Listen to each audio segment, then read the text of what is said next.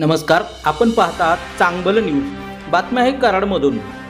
अखिल भारतीय श्री स्वामी समर्थ सेवा केंद्र दिंडोरी प्रणीत दरबार वाखान रोड आणि डॉक्टर अतुलबाबा भोसले युवा प्रतिष्ठान कराड यांच्या माध्यमातून येथील कृष्णाबाई म्हणजे कराडमधील कृष्णामाई घाट परिसरात गणेशोत्सवानिमित्त महिलांचे भव्य सामूहिक अथर्व शीर्ष पठण भक्तिमय वातावरणात संपन्न झाले।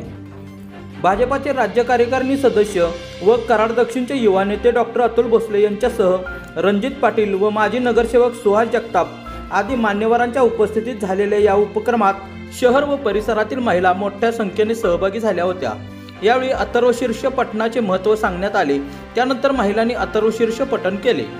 नमो देवे महादेवे शिवाय नमः नमः प्रकृते भद्राय नियता प्रणता स्मरस्योसित्यं संशक्तिग्रहात्मकः योगिनो जायन्ति नित्यम्।